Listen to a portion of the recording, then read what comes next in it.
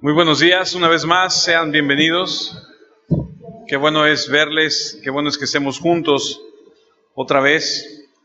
Hoy vamos a continuar con nuestro estudio de los 10 mandamientos. Hoy vamos a hablar de no hacer ídolos. No te harás ídolos es el título, es el segundo de los mandamientos y vamos a continuar en este estudio que hemos comenzado ya hace 2 semanas. Espero que al finalizar este estudio todos podamos tener claramente cuáles son los 10 mandamientos de la palabra de Dios y podamos no solamente enumerarlos, sino aprendérnoslos y aplicarlos a nuestra vida. Hoy aprenderemos básicamente 3 cosas. ¿Cuántas cosas vamos a aprender hoy? 3 cosas vamos a aprender hoy. Número 1, hoy vamos a poder aprender cómo poder explicar los deberes ordenados y los pecados prohibidos en el segundo mandamiento. Otra vez, hoy vamos a poder explicar los deberes ordenados y los pecados prohibidos en el segundo mandamiento. ¿Qué debemos y qué no debemos hacer? O más bien, ¿qué está permitido y qué no está permitido hacer en el segundo mandamiento? Número 2, explicar por qué el segundo mandamiento, escuche, no es una prohibición de todo el arte. Porque cuando hablamos de no tendrás ídolos, vamos a ir a la Escritura y vamos a descubrir a qué se refiere con ídolos. ¿Qué sí es un ídolo y qué no es un ídolo? Como punto número 3, aprenderemos cómo explicar la conexión entre la idolatría y la superstición. Entonces, aprenderemos 3 cosas solamente el día de hoy. Espero esté listo, espero traiga con qué anotar. La semana pasada le dije que este es más bien un estudio acerca de los 10 mandamientos, no tanto como una predicación, sino un estudio. Y es una buena oportunidad para que usted y yo podamos tener apuntes y repasarlos después, compararlos. Si sale alguna duda, poder preguntar después de qué es la duda. Antes de entrar al tema de esta mañana, quiero que juntos repasemos lo que hemos aprendido. ¿Alguien sabe cuál es el primer mandamiento?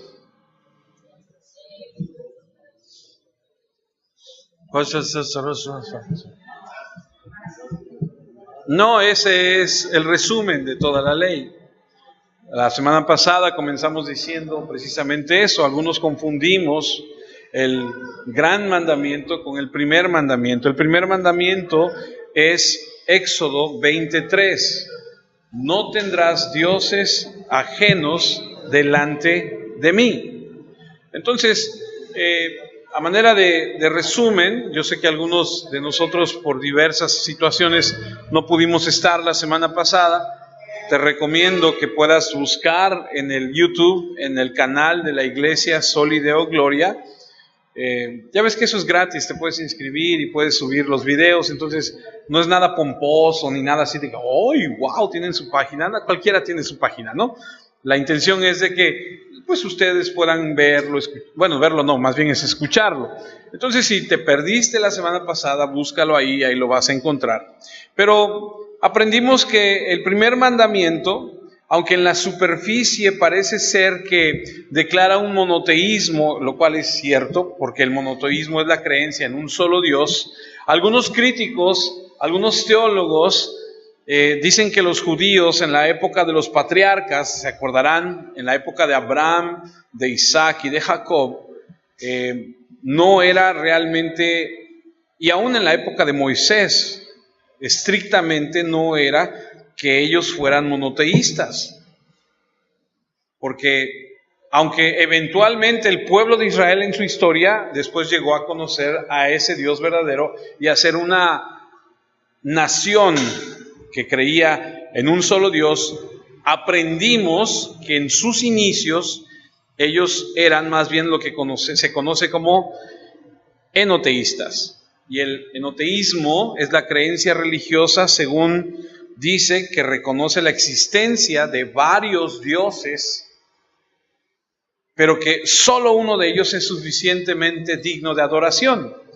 Y entonces aprendimos que en sus inicios el pueblo de Dios, sus patriarcas, aunque eventualmente llegaron a reconocer al Dios de la Biblia como único, al principio tenían ciertas ahí filtraciones de enoteísmo. Hay un Dios al que adoramos, pero hay otros dioses en los que creemos también. Entonces, aprendimos que el principio básico en el primer mandamiento es que hay 4 cosas que solo pertenecen a Dios. ¿Alguien se acuerda?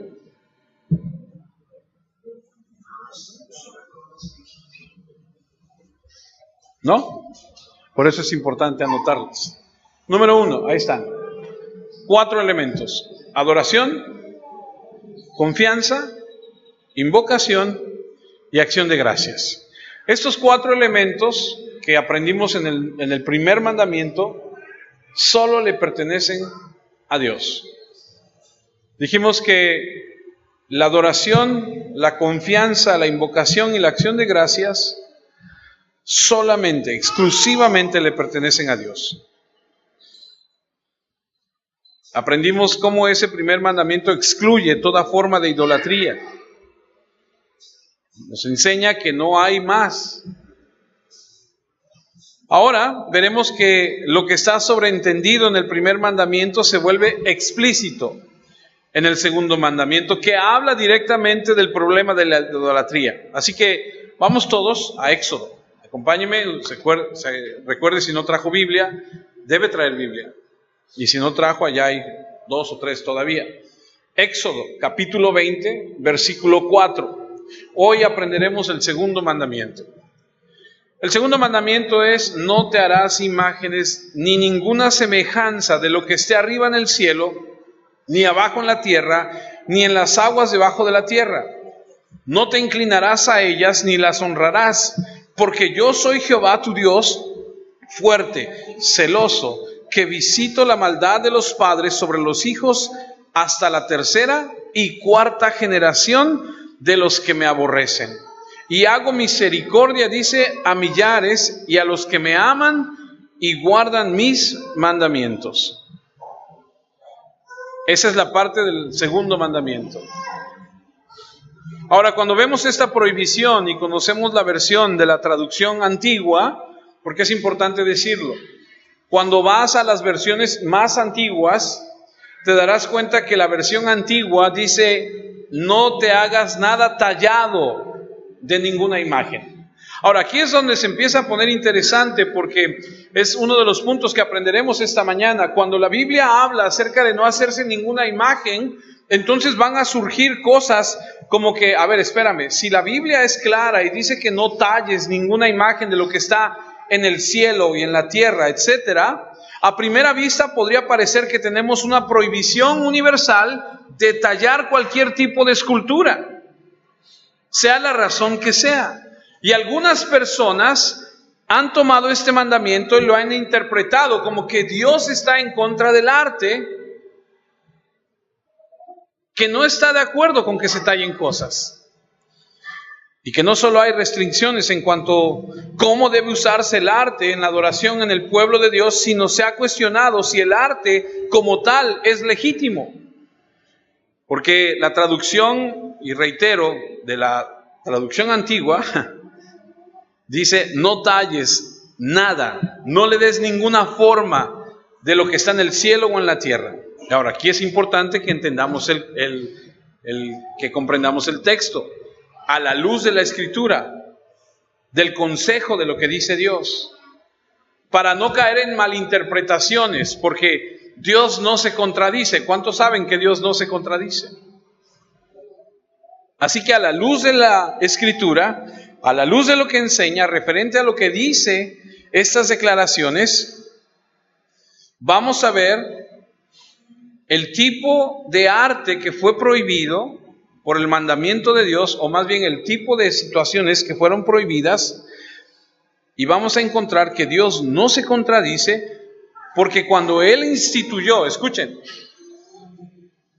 cuando Él instituyó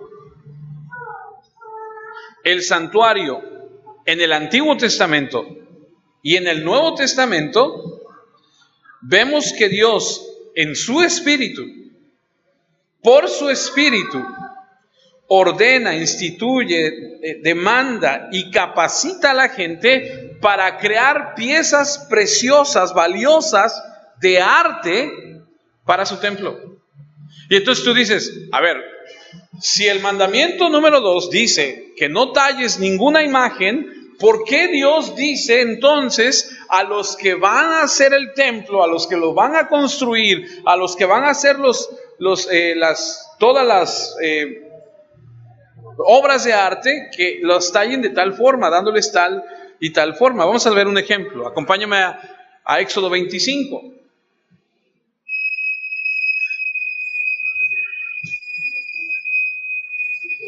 Éxodo 25 a partir del versículo 18.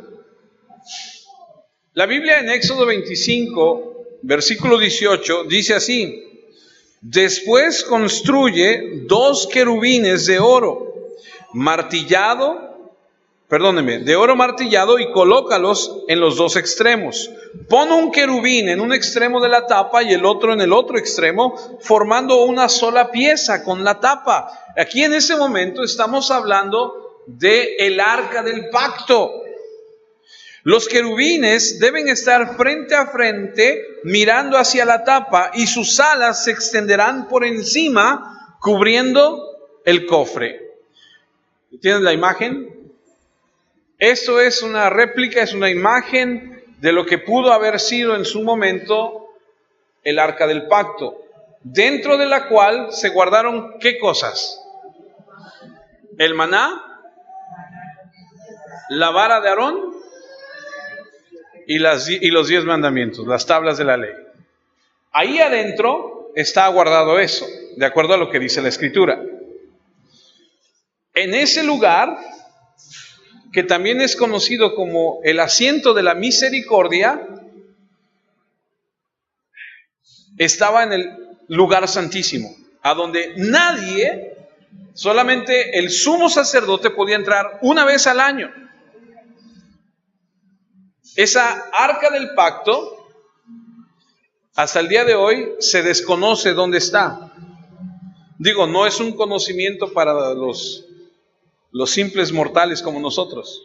Hay muchas teorías que dicen que en el monte Gólgata, de la calavera, donde Jesucristo fue crucificado, en la parte interna de ese monte, como quien entra por una caverna, ahí abajo estaba el arca escondida por Dios, y que cuando la sangre de Cristo fue derramada y ingresó a la tierra, cayó y goteó y cayó sobre el arca del pacto, cumpliéndose así el sacrificio real representado en el Antiguo Testamento, cuando el sacerdote entraba y rociaba la sangre del cordero. Por eso dicen que pudo haber estado ahí adentro de ese monte. Eso no lo sabemos. Pero el punto es, si Dios prohíbe en el segundo mandamiento, no talles, no hagas ningún tipo de figura de nada de lo que está en el cielo, en la tierra o debajo de la tierra, ¿por qué es que le dice aquí en Éxodo, haz 2 querubines con las alas extendidas viéndose uno a otro? Otro ejemplo, Éxodo 26, versículos 1 y 2. Dice: harás el tabernáculo de 10 cortinas de lino torcido, azul, púrpura y carmesí, y lo harás con querubines de obra primorosa. La longitud de una cortina de 28 codos y la anchura de la misma cortina de 4 codos. Todas las cortinas tendrán la misma medida.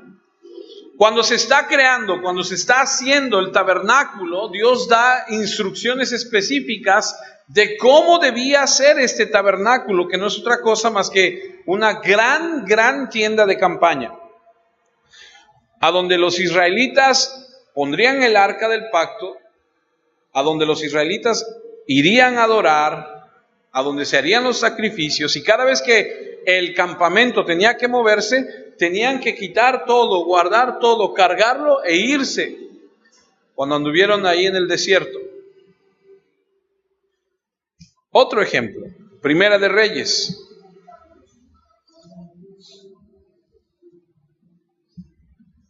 Busque ahí, Primera de Reyes. Vaya usted al capítulo 6. Primera de Reyes 6. Ahora vamos a los versículos 23. Dice así: hizo también en el lugar santísimo 2 querubines de madera de olivo, cada uno de 10 codos de altura.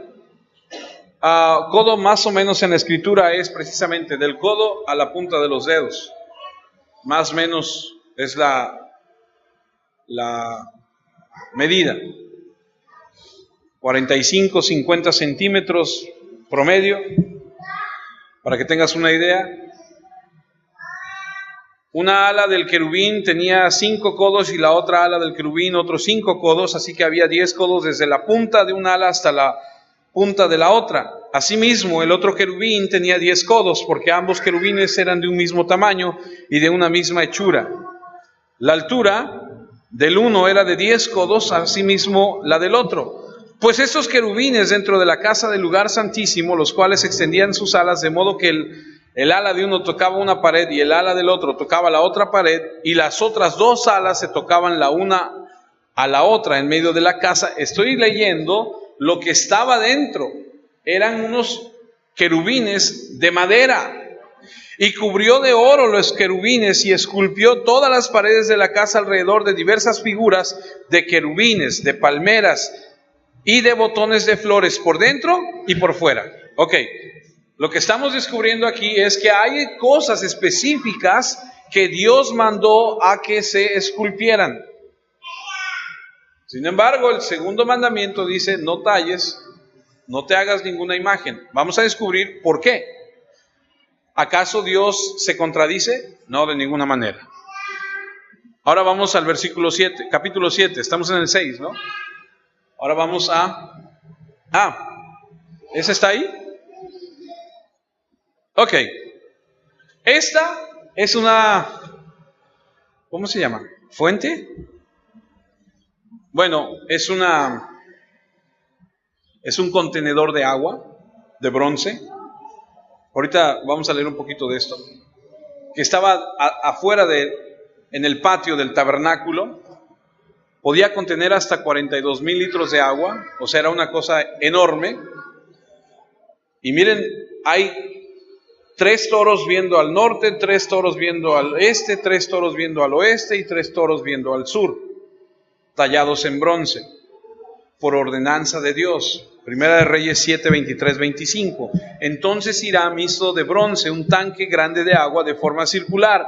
La circunferencia del tanque era de 3,5 metros, su diámetro era de 4,5 metros y tenía una altura de 2,25 metros. Debajo del borde del tanque grande de agua había hileras de calabazas hechas de bronce y formando una sola pieza con el tanque.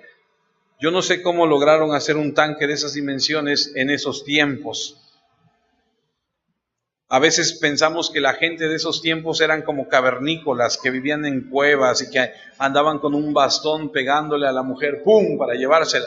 Pero la verdad es que la Biblia dice que desde Adán y Eva, ellos eran agricultores, ellos eran pastores, es decir, tenían cierta tecnología para sembrar, para crear a su ganado, etcétera, etcétera. No estamos hablando de cavernícolas. Y aquí vemos que hay gente que es capaz de hacer este tipo de cosas. Dice el versículo 24, debajo del borde del tanque grande de agua había hileras de calabazas hechas de bronce y formando una sola pieza en el tanque, 10 por cada medio metro. El tanque grande de agua descansaba sobre 12 toros mirando hacia afuera. 3 miraban al norte, 3 al oriente, 3 al sur y 3 al occidente. Ya vimos que hay querubines de oro, querubines de madera, forrados de oro. Ya vimos que hay calabazas, ya vimos que hay toros tallados. Primera de Reyes 7, 27. Ahí seguimos. Hiram también hizo 10 plataformas movibles de bronce, cada una medía 1 metro con 80 centímetros de largo, 1 metro con 80 centímetros de ancho y 1 metro con 35 de alto. Las plataformas eran unas tablas cuadradas puestas en un armazón. Cada tabla y armazón llevaba figuras de bronce, escuche, de leones, toros y querubines. Ahora ya hay leones en la parte de arriba y debajo de estas había de esas figuras había diseños de flores talladas en bronce. Así que no creo que Dios haya prohibido el arte como tal. Como leímos en el lugar santísimo, podemos ver el trono de Dios, el asiento de la misericordia, labrados querubines que están sobre el arca con sus alas estiradas, y debemos tener mucho cuidado de cómo manejamos esto. Así que cuando alguien viene y te dice, pero es que se contradice porque dice no te hagas imágenes y leemos que hay imágenes aquí talladas, ¿cómo podemos responder? Claramente vemos que se refiere a hacer, a tallar, a construir imágenes, escuche, que estén destinadas a convertirse en réplicas de Dios mismo. Cuando el hombre talla, cuando el hombre esculpe, no sé si esté correcto o esté bien aplicado la palabra labra, porque labrar creo que es para la tierra, pero cuando el hombre construye una figura para hacerlo réplica de Dios, como en el caso del becerro de oro, allá en el momento en el que Moisés sube a recibir las ordenanzas y el pueblo se rebela y le dice a Aarón, aquí está todo el oro, haznos un Dios para que lo adoremos. A eso se refiere, hay una prohibición.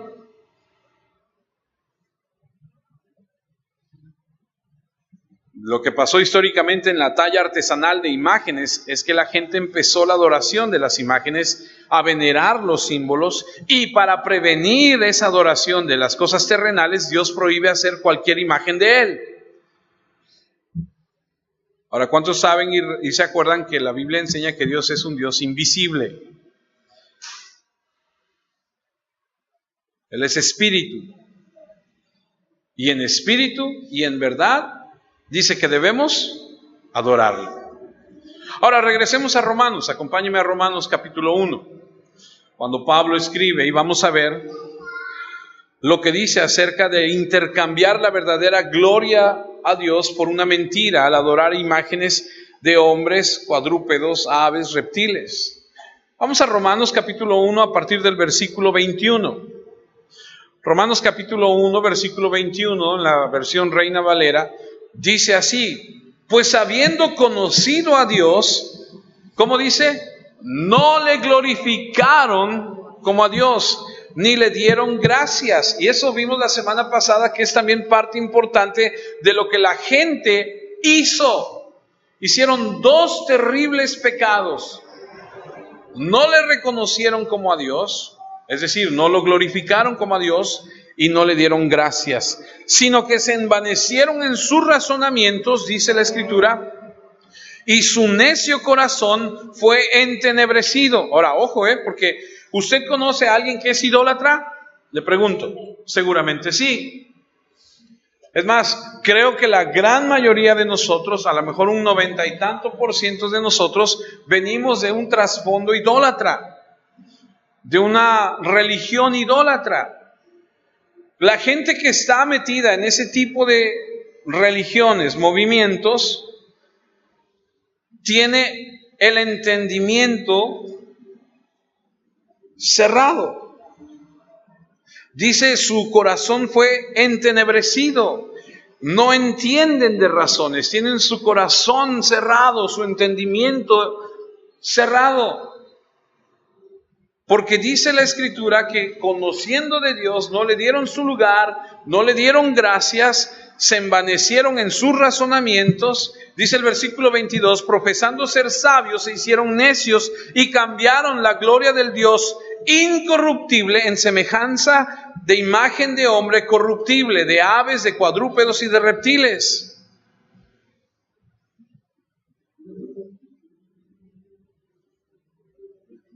Y estas criaturas no solo incluía este tipo de criaturas de la naturaleza, sino de objetos que creamos con nuestras propias manos. Leyendo la maldición de parte de Dios que los profetas del Antiguo Testamento escriben sobre las prácticas entre las naciones paganas, y quiero que se entiende que las naciones paganas son todos los pueblos que no son Israel, pero que también incluyen a Israel. cuando se involucraban en la adoración de imágenes sagradas, que la Biblia describe como que lo hacían en lugares altos, adoraban ese tipo de estatuas y ese tipo de cosas, leyendo la maldición, lo grave que es, porque Dios toma esto muy en serio. Dios es muy serio en cuanto a este tema. Y leemos que en el Antiguo Testamento, por ejemplo, Isaías y Jeremías ridiculizaban la práctica de la idolatría al decir cosas como: ustedes forjan y crean objetos con sus propias manos, y las palabras que utilizan son fuertes. Acompáñeme a Isaías. Vamos a ver cómo es que estos hombres de Dios, incluido Habacuc, dicen cosas serias y fuertes en contra de las personas que creyeron que podían forjar con sus manos a un Dios. Isaías 44, versículos 9 en adelante. Los formadores de imágenes de talla, todos ellos son vanidad, y lo más precioso de ellos para nada es útil, y ellos mismos son testigos para su confusión de que los ídolos no ven ni entienden. El otro día vi en el famoso YouTube un video donde van en una procesión y van cargando una virgen. Y uno de los señores que van cargando la virgen ya es un hombre grande. Y por alguna razón se cansa, se tropieza, no sé qué le pasa, pero se cae. Y ahí va la imagen también hacia abajo y se quiebra. Imagínate el impacto, ¿no? Porque tú sabes, o por lo menos tú conoces, o por lo menos has escuchado que cuando hacen ese tipo de situaciones es todo un ritual y es una veneración y es un respeto y vaya, llevan toda esa procesión con mucho cuidado, y entonces se tropieza este hombre y hasta allá va a dar al ídolo y se cae y se quiebra. Dice el versículo 10, ¿quién formó un Dios? Y escuche, con D minúscula. ¿O quién fundió una imagen que para nada es provecho? He aquí que todos los suyos serán avergonzados, porque los artífices mismos son hombres. Todos ellos se juntarán, se presentarán, se asombrarán y serán avergonzados a una.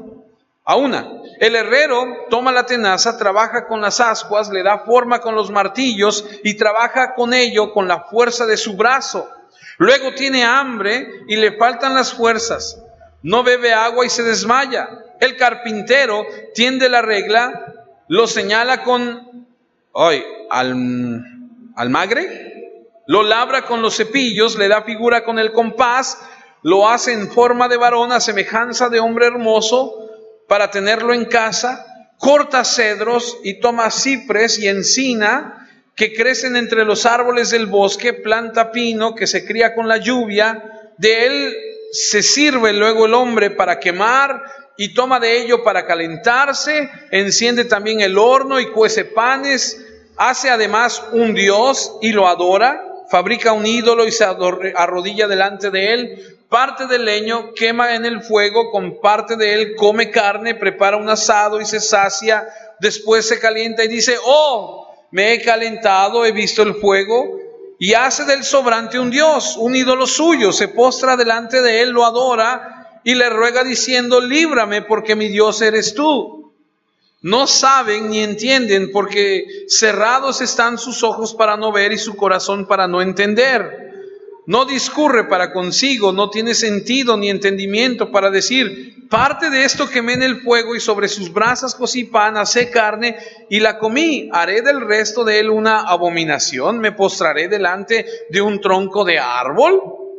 De ceniza se alimenta, su corazón engañado le desvía, para que no libre su alma ni diga: ¿no es pura mentira lo que tengo en mi mano derecha?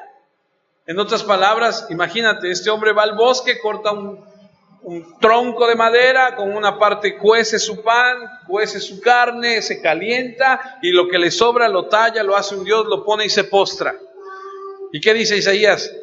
No entiende, está cegado, está entenebrecido su corazón. ¿Por qué? Porque reconociendo que hay un Dios, no le dan su lugar, y no le dan las gracias. Habacuc, busque Habacuc, por favor. Habacuc, yo me espero, no tengo prisa. Aprendamos a buscar. Si no lo encuentra, no se preocupe, vaya al índice. Es de los profetas menores. Para los que traen celular es más fácil. Habacuc 2, versículo 18. ¿De qué sirve la escultura que esculpió el que la hizo? La estatua de fundición que enseña mentira, para que haciendo imágenes mudas confíe el hacedor de su obra. Ay del que dice al palo, despiértate, y a la piedra muda, levántate. ¿Podrá él enseñar?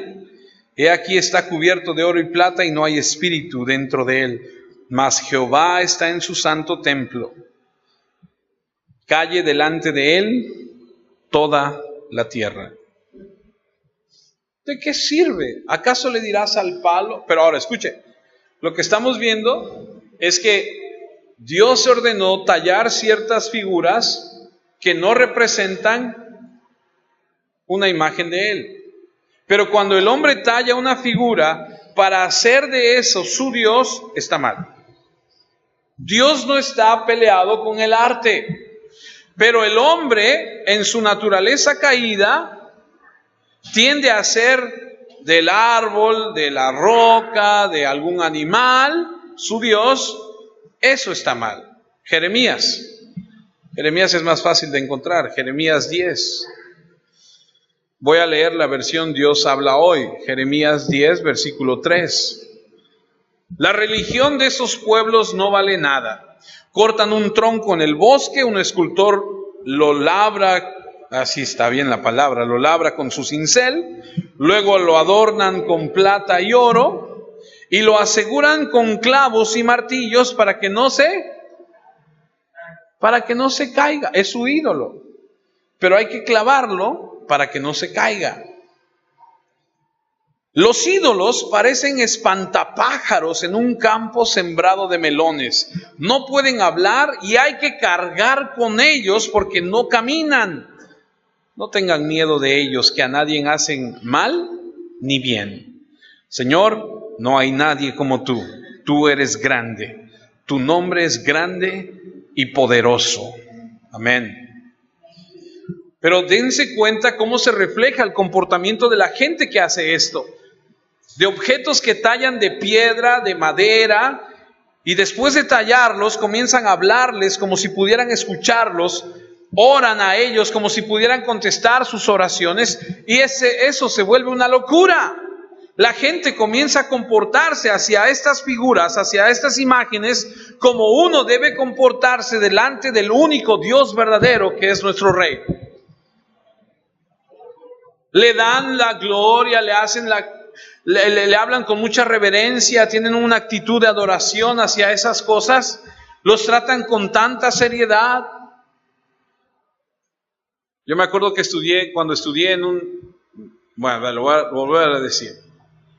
Me acuerdo que cuando estudié en un colegio religioso, cada X tiempo del año nos hacían un ritual a donde teníamos que besar al niño Dios. Y nos llevaban al muñeco y nos decían, hay que pasar a besar al niño Dios. Y entonces pasaba todo el salón y todo el mundo lo besaba en los pies. Y yo me acuerdo que decía, ¿y hay que besarlo donde lo besaron todos? Porque imagínate, después de que lo besen 30, tú tengas que pasar a besarlo ahí mismo. Yo decía, ¿no lo puedo besar en la frente? No, a los pies, porque es una manera de adorarlo. Bueno, entonces, cuando ves ese tipo de comportamiento del hombre hacia esas cosas, tú entiendes lo que dijo Calvino. Calvino dijo que el hombre caído es una fábrica de ídolos. Hacemos de muchas cosas nuestros ídolos.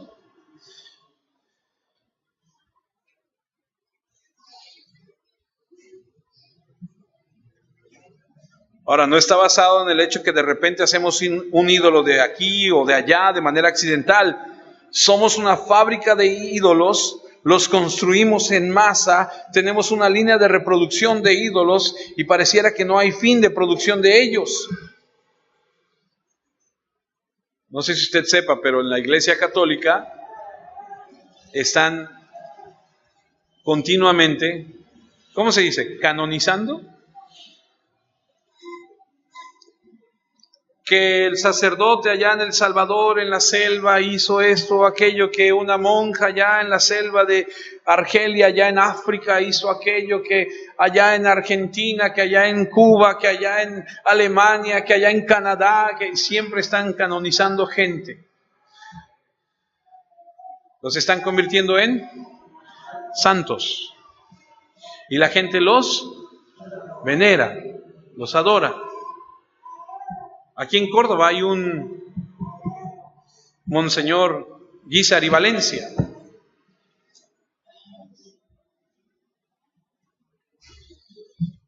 Ahora, esto causó que en el siglo XVI hubiera una gran contradicción. Hubo una controversia sobre la función de las imágenes, de las estatuas de adoración dentro del pueblo de Dios. Y uno de los problemas del siglo XVI fueron precisamente eso. ¿Qué vamos a hacer con las imágenes, con los íconos, con los ídolos que hay dentro de las iglesias? ¿Usted ha escuchado hablar de la iglesia anglicana? Anglicana. La iglesia anglicana nace en Inglaterra.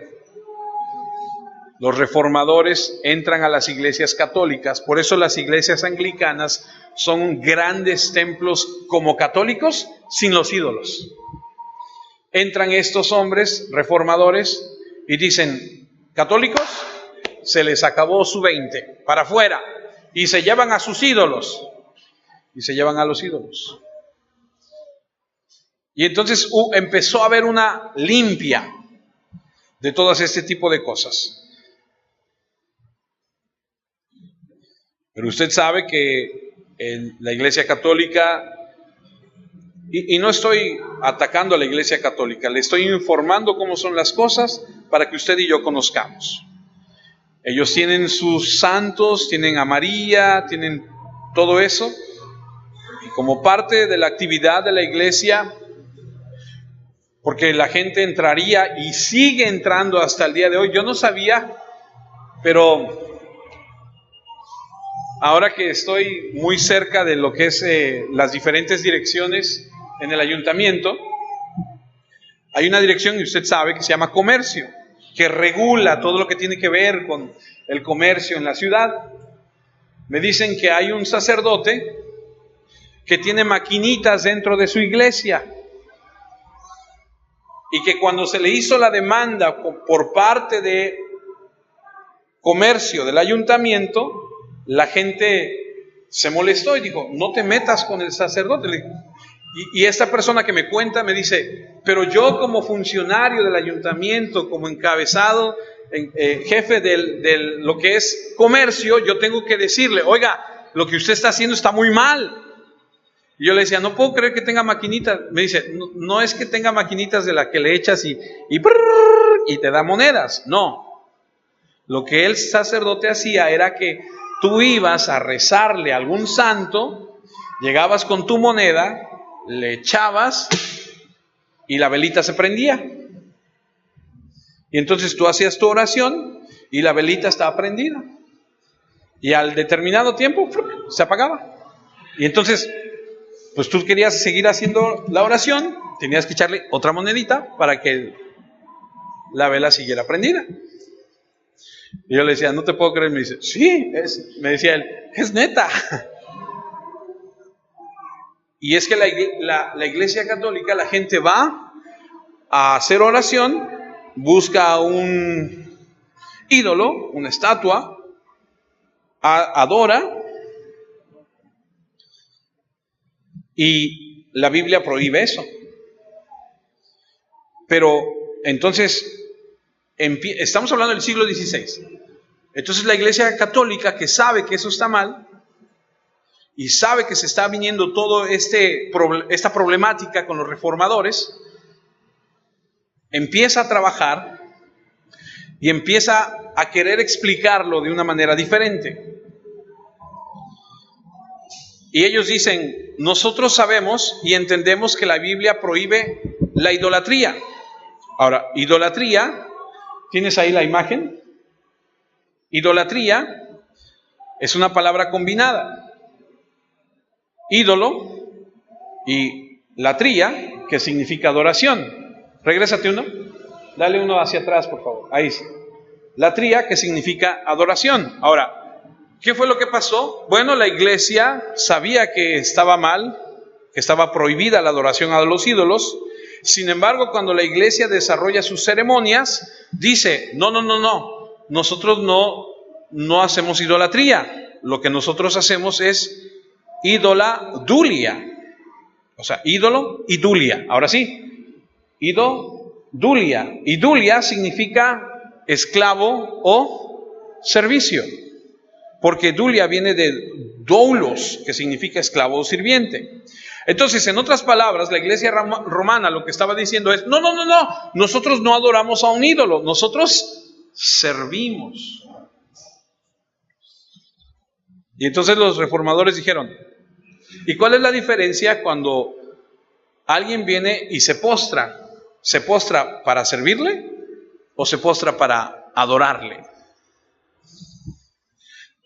Esa distinción no la apreciaba la gente. Ahora, fueron más allá, porque con lo que respecta a la doctrina de la Virgen María, ellos dijeron, a la Virgen María no solamente es dulia, sino hiperdulia. En otras palabras, a ella no solamente se le sirve,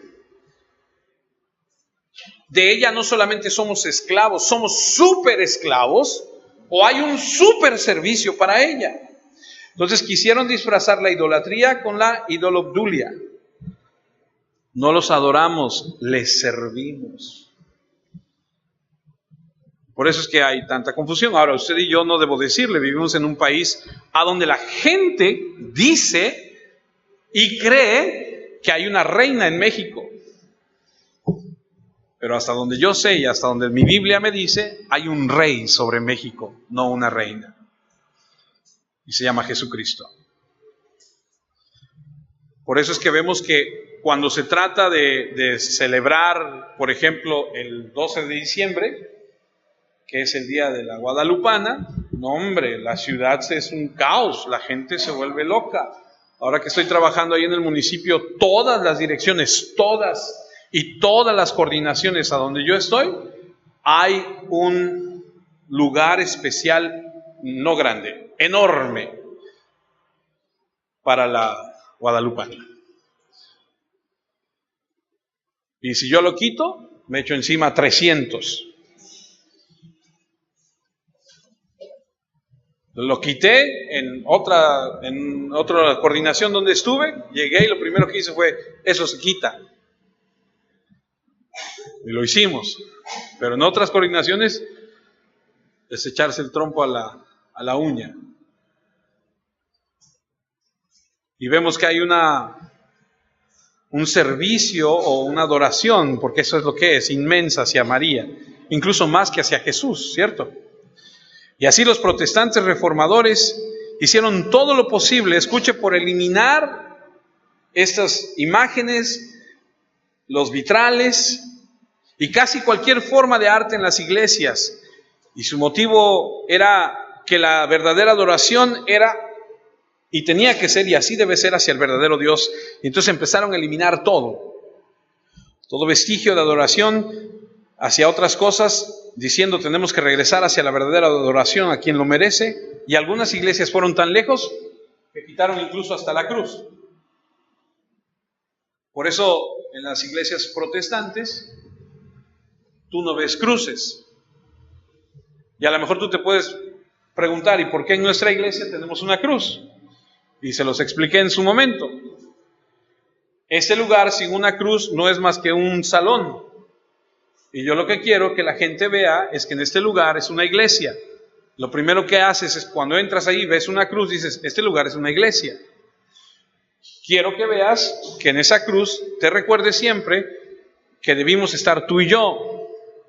Quiero que recordemos que la cruz es un símbolo de amor, pero también es un símbolo, o más bien es un recordatorio de la maldad del hombre.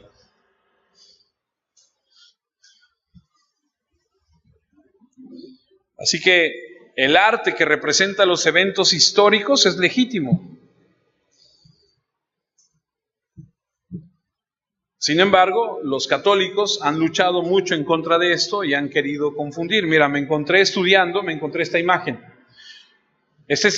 La encontré en una página que se llama Catolicismo, algo así es católica, y dice, ¿cómo se imaginan los protestantes el arca? Y si te das cuenta, no tiene los querubines.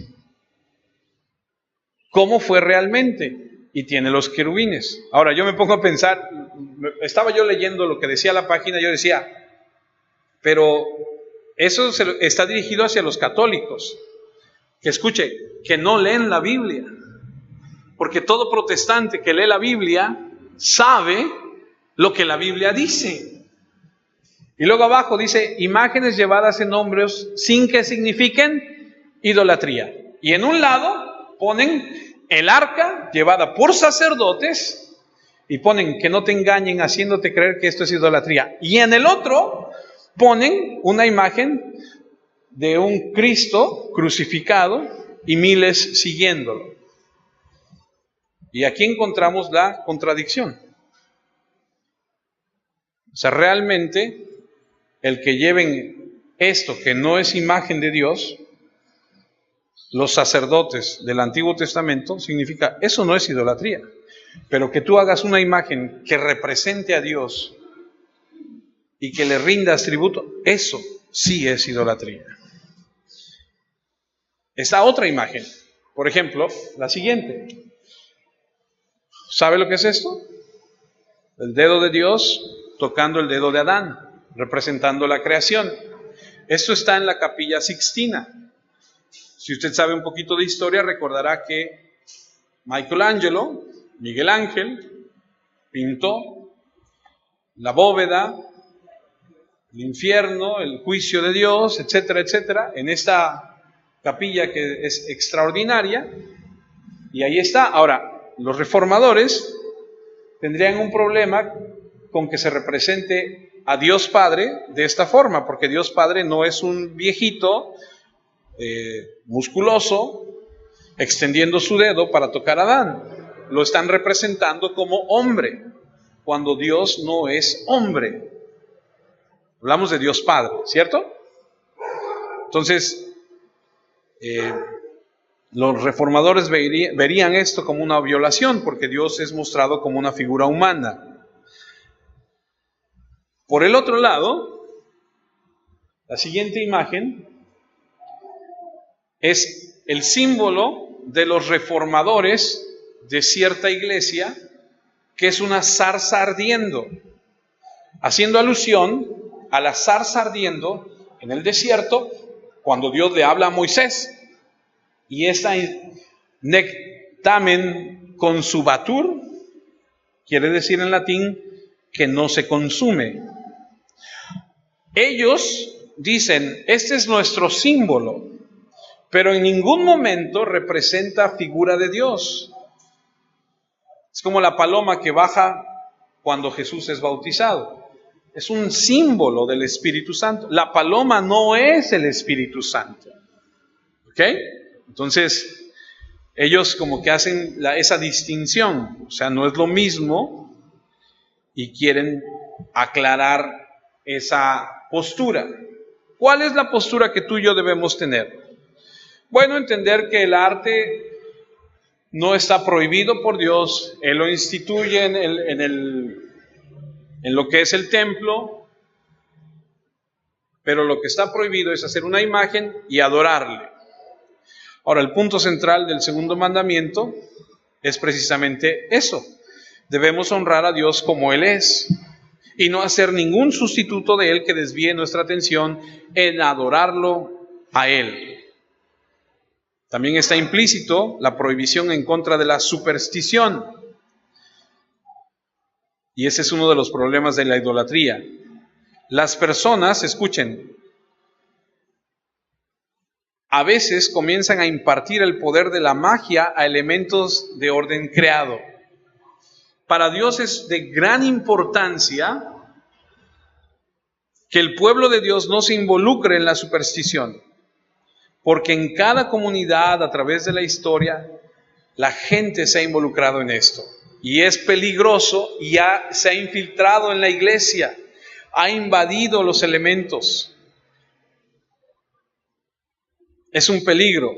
¿Ha escuchado usted de la nueva era? ¿No has escuchado de la nueva era? La nueva era es un renacimiento manifiesto de la magia supersticiosa antigua. ¿Ha escuchado de la acupuntura? ¿De los balines? ¿Del yoga? ¿Del horóscopo? ¿Del reiki? De las energías el otro día hablando con alguien traía una pulsera muy bonita, le digo, ¿y esa pulsera? Dice, esa me la vendieron allá en Estados Unidos.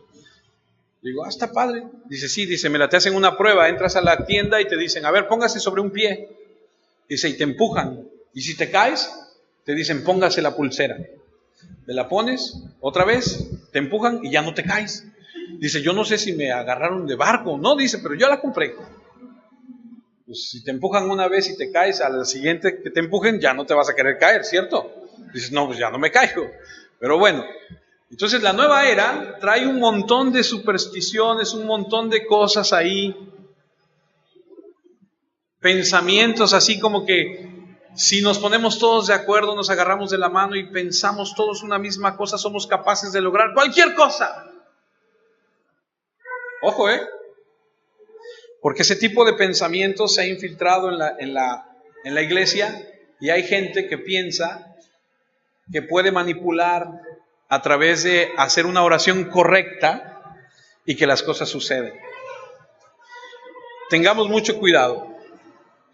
Tengamos mucho cuidado porque hay gente que dice ese poder está dentro de nosotros y tenemos el poder sobre la materia. Y eso se llama magia. Y hay muchas cosas en la iglesia. Incluso algunos pensamos que si usamos oraciones, frases, incluso el nombre de Jesús de manera correcta, las cosas se harán. ¿No conoce a alguien así que dice que usa el nombre de Jesús para todo y que lo declara como si fuera un conjuro y no de la manera en la que debemos usarlo, como diciendo, a ti sea la gloria y la honra, Señor, porque tú eres Dios y tú lo mereces, sino más bien lo utiliza como el abracadabra, como que el final de algo que quieres que suceda?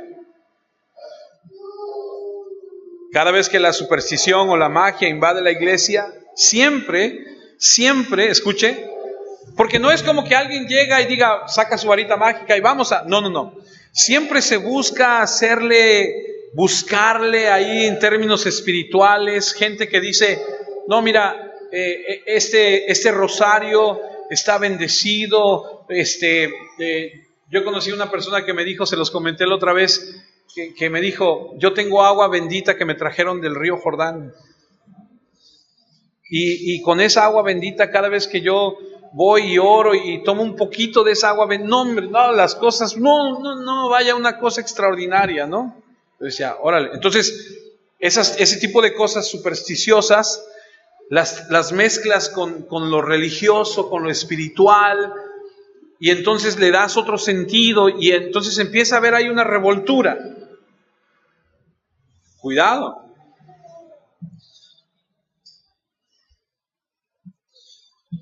Cuidado. Gente que piensa que algún medallón, algún rosario, alguna imagen, estos personajes del Pare de Sufrir, te venden las astillas de la cruz de Cristo. ¿Cierto?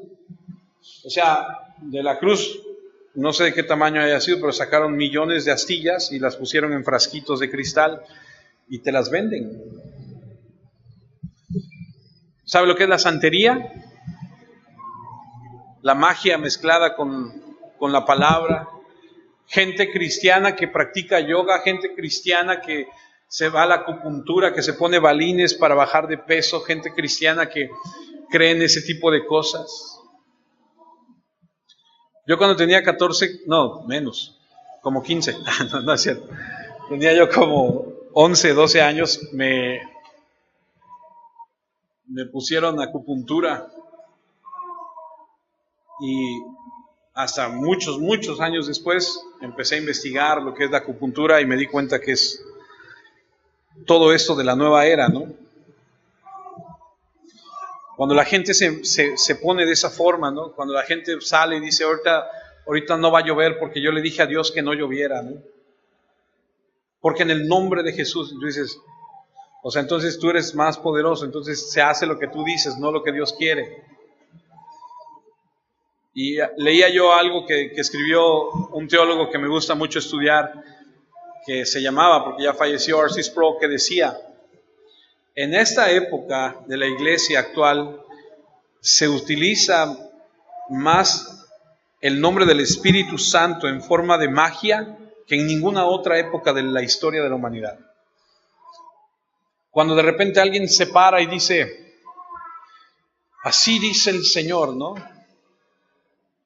Me platicaba mi amigo Lalo Peña que una vez fue a un congreso y que un hombre se paró y dijo, así dice el Señor, he aquí vengo pronto, vengo, y se quedó callado. Y usted y yo sabemos que dice la Biblia que nadie sabe cuándo viene, ¿cierto? Y entonces como que reaccionó y ya no sabía qué decir. Y que terminó diciendo, no sé cuándo vengo, pero de que vengo, vengo. Entonces imagínate a alguien que se pare aquí, que diga que va a hablar en nombre de Dios y que salga con esa frase. Es así como que, viejo, mejor siéntate y cállate, ¿no? O sea, es algo que... Y entonces llega hasta ser una blasfemia el utilizar el nombre de Dios, el utilizar el nombre del Espíritu de Cristo, clamando tener ese poder espiritual cuando no lo tienes.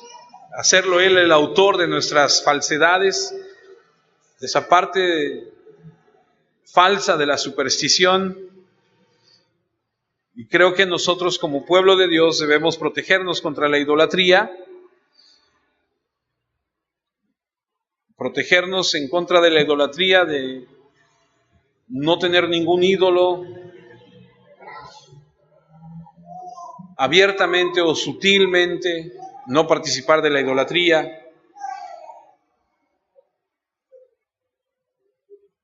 Termino con esto. Me gustaría preguntarte, y no tienes que contestármelo, por supuesto, pero piénsalo, en tu relación con Dios, y permíteme decirlo de esta forma, en tu religión, ¿hay magia? ¿Hay algo que tú estés haciendo inconscientemente tal vez y estés involucrando la superstición? Es una pregunta muy seria y tal vez nunca te la has hecho. En tus prácticas, en tus oraciones, en tus declaraciones, en tu meditación, ¿habrás abierto la puerta a ciertas prácticas tal vez aceptadas en tu vida que rayan en lo mágico? Medita si has practicado, si encaja en ese modelo de pensamiento de la nueva era o en el modelo bíblico de la verdadera adoración a Dios. Martín Lutero dijo algo que te puede servir a ti y a mí por el resto de nuestras vidas para que vivamos una vida recta delante de Dios. Martín Lutero dijo, deja que Dios sea Dios. No trates de imponerle nada, no trates de manipularlo, no te atribuyas cosas que solamente son de Él. Dios no es tu pastor, o tu pastor no es Dios más bien. Tu esposo no es Dios.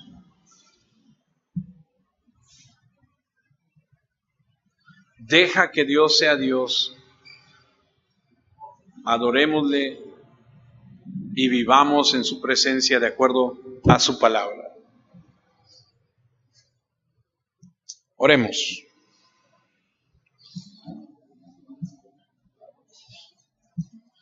Señor, cuando estudiamos tu palabra de la forma en la que nos permites hacerlo el día de hoy, trae mucha riqueza a nuestra vida. Y esa riqueza, Señor, indudablemente debe llevarnos a crecer y a madurar.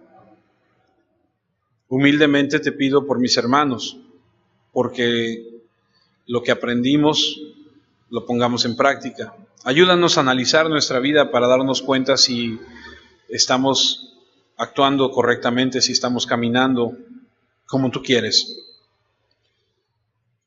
El no tener dioses ajenos delante de ti, Señor, que es el primer mandamiento, el no hacernos ídolos, Señor, que es el segundo mandamiento, nos va a ayudar, Señor, a entender quién eres tú, qué es lo que tú quieres y demandas de nosotros. Gracias por enseñarnos. Te pido por mis hermanos, te pido, Señor, por